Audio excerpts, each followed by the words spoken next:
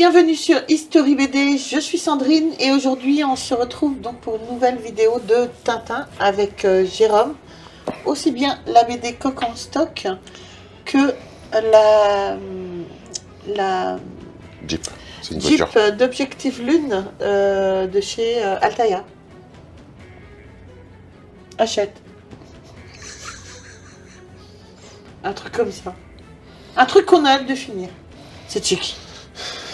Achète. Achète. Achète. Achète. Achète. Non, c'est mes figurines. Donc, bonjour à tous et à toutes. On se retrouve, comme dit Sandrine, pour la suite du marathon de Tintin. Donc, Coq en stock. Donc, toi, t'as pas eu le temps de te refaire cet album-ci. Moi, je l'avais lu, mais il y a... Je me souvenais plus du tout. Et quand j'ai vraiment apprécié. On est vraiment dans la période que moi je préfère dans l'univers de Tintin. Depuis quelques albums, je trouve que c'est vraiment des très très bons albums. Celui-ci, il a une particularité, enfin, que moi j'ai trouvé, mais en fin de compte, cet album-là est très fourni au niveau des personnages. Dans cet album-ci, on va retrouver tout. Enfin, pas tout, mais beaucoup de personnages qu'on a vus dans les albums précédents. Ce qui fait que c'est un album qui est très plaisant à lire. Bon, l'histoire est très sympa, mais malgré que ça aborde des sujets assez graves. Et c'est un très bel album. Je trouve que c'est un... J'ai toujours adoré cette couverture aussi. Ah, c'est super belle. Hein? Et c'est parce qu'en fin de compte, tu y vois de mon œil. Oui, je peux deviner. Oui, bah moi j'ai mis du temps avant de deviner. Naufragé sur un truc, donc c'est quelqu'un qui regarde à la lunette, quoi. Oui, ben moi quand j'étais école, je comprenais pas. Ouais, mais bon, si t'étais pas c'est pas ma faute. C'est ça. Bon, très sympa. Et donc c'est le 19e album que va sortir Hergé dans l'univers de Tintin. À savoir qu'à cette époque-là, moi j'ai regardé un peu ce qu'ils en disaient parce que quand tu vois la multitude de personnages qui est dedans, je pensais que c'était pas une BD posthume, mais presque. Parce que généralement, quand tu arrives à la fin d'une série, souvent ils s'amusent à te faire revivre des aventures passées avec des personnages qui ont déjà paru. Donc je me suis dit ça. Et en fin de compte, bah non, pas du tout. Mais à savoir qu'à cette époque-ci, donc il est sorti en quelle année celui-ci normalement? 1958. Très fort, chérie. Très fort.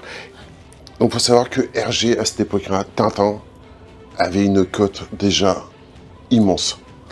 Ça a commencé à se traduire dans de nombreux pays, les ventes explosaient, ça a commencé, enfin, ça allait vraiment devenir et se poser comme l'icône de la bande dessinée, comme la référence des bandes dessinées. Et c'est vrai qu'à cette époque-là, il n'y avait pas YouTube, il n'y avait pas Internet, il n'y avait pas tous ces trucs-là. Non, il n'y avait pas beaucoup de choses. Hein. Il n'y avait pas beaucoup de télé. Donc, c'est vrai que dans le domaine de la distraction, des divertissements, que ce soit pour les jeunes ou pour les moins jeunes, la BD faisait vraiment une entrée en force. Ouais. Et elle est vraiment dans chaque famille comme un moment d'évasion, un moment de plaisir. Et c'est ça qui manque maintenant. oui, c'est pour ça qu'on est là, chérie. Pour redonner le goût de lire. Et donc voilà, c'est pour ça que c'est une très bonne BD pour beaucoup de domaines. Tu veux nous faire un peu le speech? Oui, bien sûr. En sortant d'un cinéma, Tintin et le capitaine Haddock rencontrent par hasard le général Alcazar, qui semble pressé de les quitter. Ce dernier ayant perdu son portefeuille, les deux amis lui rapportent à l'hôtel où il prétend être descendu, mais le général y est inconnu. De retour au château de Moulinsart, il découvre qu'Abdallah et sa suite s'y sont installés pour fuir la guerre qui menace d'éclater au Kémen. Le lendemain, les Dupont leur apprennent qu'Alcazar est venu secrètement en Europe pour négocier l'achat d'avions dans le but de renverser son rival au San Théodoros, le général Tapioca.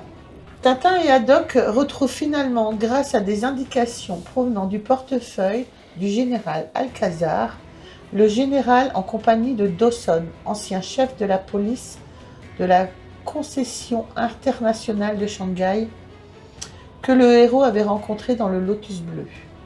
Tandis que le capitaine restitue son portefeuille au général, Tintin suit discrètement Dawson et découvre qu'il participe à un trafic international d'armes de guerre.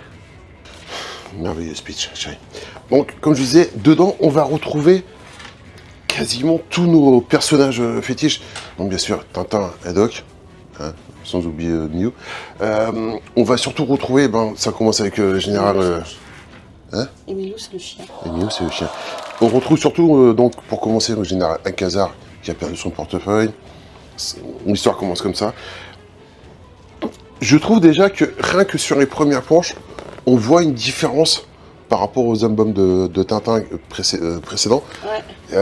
Chaque case est assez fournie au niveau du décor, au niveau des voitures, des rues, tout ça, des personnages secondaires. Je trouve que les albums sont de mieux en mieux travaillés.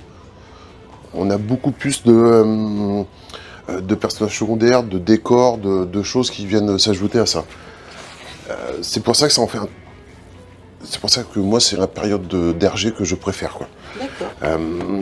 Donc, comme tu me disais dans ton fameux résumé, on va tomber sur le sale gosse, hein, qui est insupportable. On le retrouve, le sale gosse, il était dans un autre album aussi.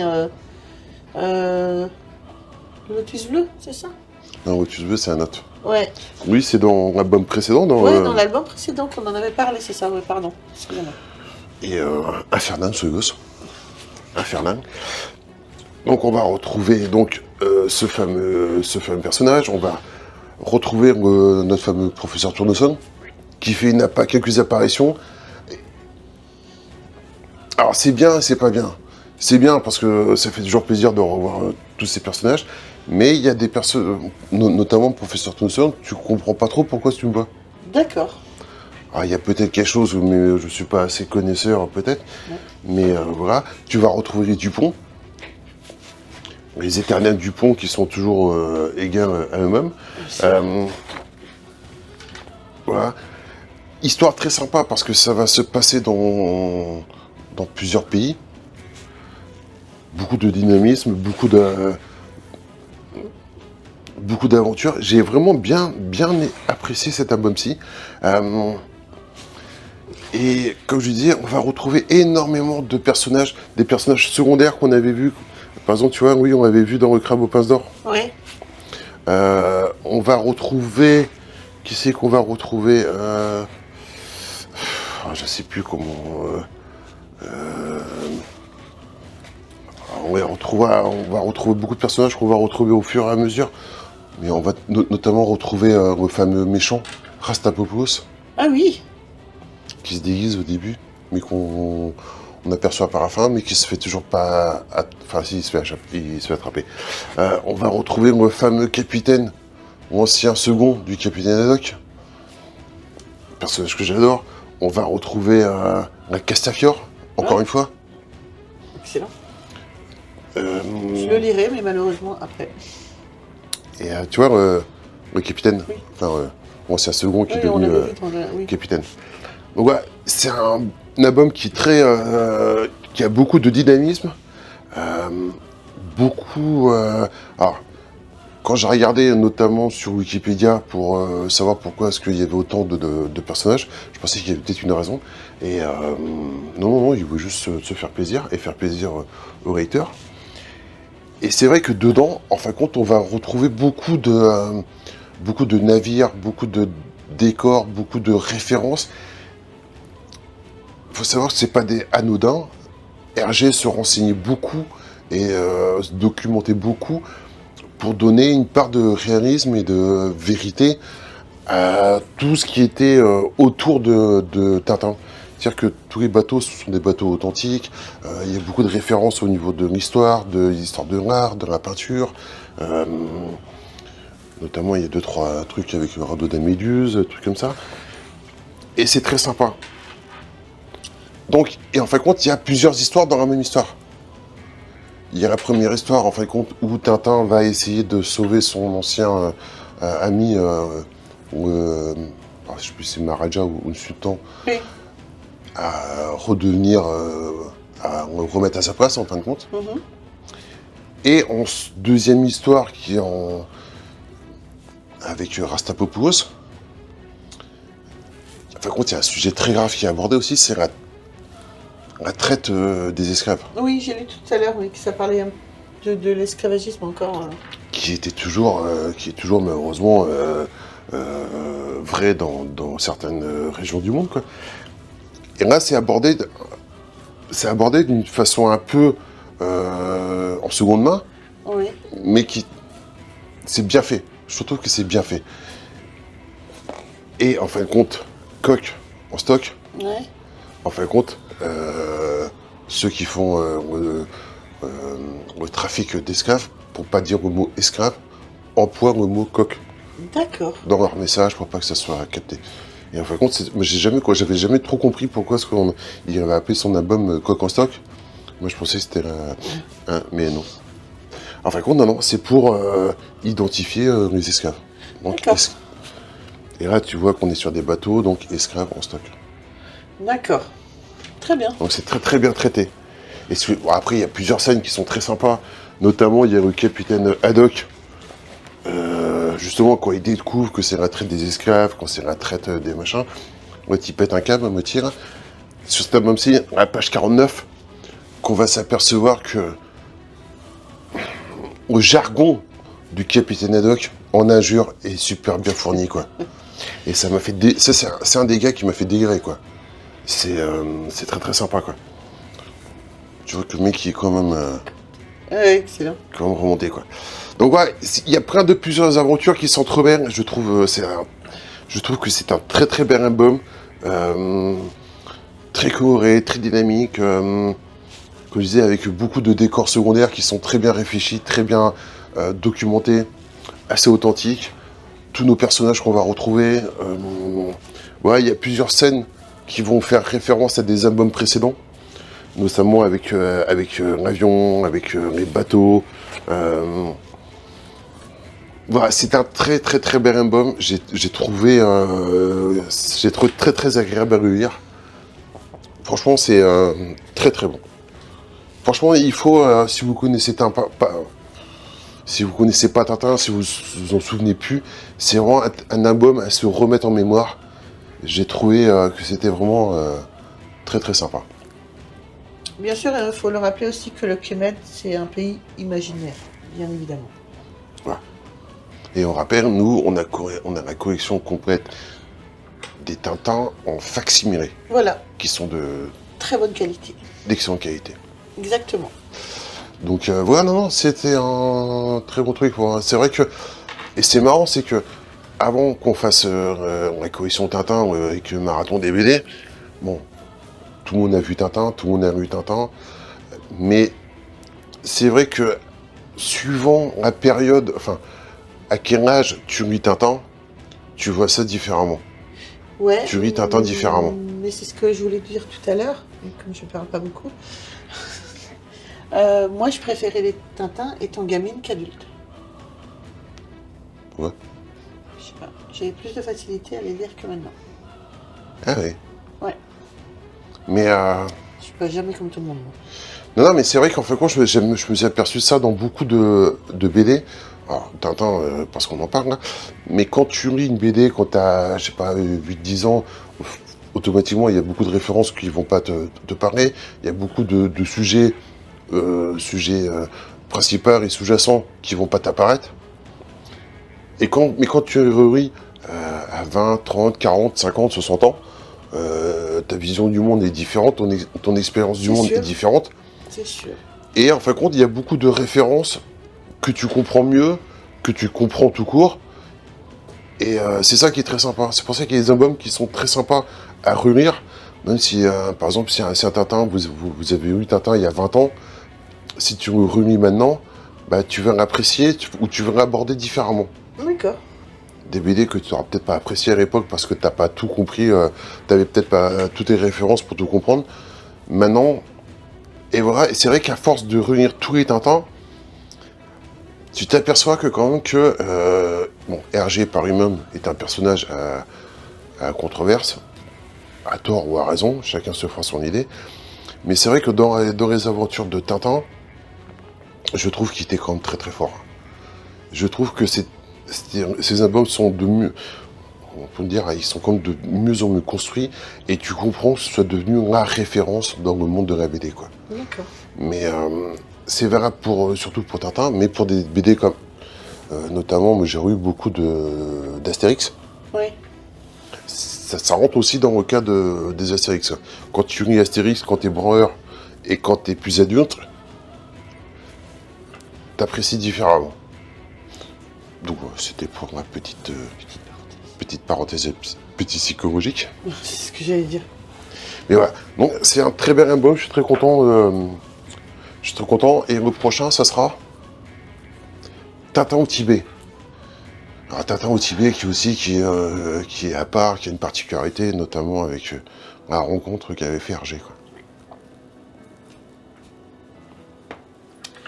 D'accord. Donc voilà ce qui était pour Coq en stock. On passe à la Jeep d'objectif Lune de chez Hachette. Alors, Voilà. Donc où là, en es-tu? on a fait un petit montage pour vous. Voilà. On est arrivé au numéro 97. Elle n'est pas encore montée, les roues ne sont pas encore montées. Non, non, on va pas. Bon, après, on va pas se refaire un peu polémique de tous les machins. C'est toujours aussi pénible à faire. C'est toujours aussi long à faire. Là, on commence quand même à voir ce que ça va donner. Là, on a fait un petit montage pour montrer. Mais si on prend le deuxième modèle, comme on en fait deux, parce qu'on en ferait gagner une, on est arrivé à ça de réellement assemblé. Voilà. Et encore, ça, c'est juste posé dessus. Ouais, c'est pas encore fixé pour l'instant. Là, les derniers trucs que tu as fait, c'est plus au niveau du Voilà. tableau de bord. On a monté la colonne de direction et le tableau de bord, comme tu viens si bien de le dire. Donc voilà, ça se fait, mais On a beau se dire en fait que les gros numéros là vont arriver maintenant. ils arrivent quand même à te... Ouais, ils arrivent quand même à vous fournir des petites pièces. Hein. Parce que là, tu es au numéro combien, tu m'as dit? 97, je crois. 97. On arrive à Donc 97. il reste un petit peu plus de 30 numéros. Même si on se dit que les grosses pièces vont arriver, c'est toujours long. On trouve toujours long. Long. Long et chiant à monter. Voilà. Il n'y a pas beaucoup de plaisir dans cette maquette à monter. Mais Au bon, départ, je m'étais dit, j'ai vraiment fait une, moi je ferai l'autre. Et finalement, j'ai pas voulu. donc je me tapais deux à monter. Donc il se tape les deux. Voilà. Et c'est un... Après, honnêtement, c'est un truc de qualité, c'est une maquette de qualité. Tu peux être sûr que pour moi, celle-là, elle prendra de la valeur dans quelques années. Même pas dans quelques années, hein, parce que vu que tout le monde, vu que les trois quarts de ceux qui ont commencé ont arrêté parce que c'était tellement pénible, il n'y a pas beaucoup qui vont arriver jusqu'à la fin. Non. Et voilà, et puis bon, comme je dis, Tintin, les collectionneurs, l'univers de tous les amateurs de Tintin, c'est des gens à part. Mais ce sont des gens qui sont tellement passionnés, qui se focalisent surtout sur Tintin, et moins sur les autres univers de la BD. Et sont tous à la recherche de pièces, parce que ça devient une pièce de qualité et d'exception. Quoi. Oui, bien sûr. Mais voilà. Après, comme on a vu à la dernière vidéo, ils ont Hachette a pris un parti au niveau du montage qui est pas bête non plus. C'est-à-dire que là, tu montes tout au fur et à mesure, t'as pas de pièces... Oui, à droite, à gauche. Oui, bon, ça, là, je suis t'en as d'accord. quelques-unes parce que t'as un capot, t'as Oui. les pièces qu'on a assemblées, mais au gros, Je suis quand même. se monte quand même au fur et à mesure. Mais bon, là, ça vous donne quand même une idée de la taille du modèle. Là, on a mis Professeur Tournesol avec, pour que ça commence à ressembler à quelque chose. Et c'est vrai que, ma foi, c'est quand même une très belle maquette. Hein. Mais c'est dur, c'est très dur. C'est bizarre De qu'il toute façon, maintenant, tu peux plus arrêter. Hein. Il te reste 87, 90, 99. Allez, il te reste 33 numéros, quoi. Oui. C'est 130 numéros, c'est ça? Je sais même plus. Je sais même plus non plus. Je crois que c'est 130. On vous le mettra là. Il me semble que c'est 130 numéros. Donc voilà, ça va être quand même une très très belle collection. Ouais. Donc voilà. Alors, est-ce qu'on va vraiment, si on va faire gagner, quoi. On va faire gagner. On sait pas comment encore. Non. Mais voilà, on la fera gagner. Bon, voilà. Si vous êtes sage. Donc, encore une fois, merci à tous et à toutes. Toutes, c'est bien parce qu'on a de plus en plus d'abonnés de Rageantes féminines. Ça fait plaisir. Ça fait plaisir que Rageantes féminines s'intéresse et s'abonne à la chaîne. Donc, un grand merci à tous. Merci d'être de plus en plus nombreux. Merci de vous abonner. Et merci tout court. Et au revoir. Donc voilà, on n'oublie pas, on s'abonne, on like, on nous rejoint sur les réseaux sociaux, Facebook, TikTok et Instagram. Sur ce, moi je vous embrasse très très fort. Et on se retrouve très vite pour une prochaine vidéo. Bye.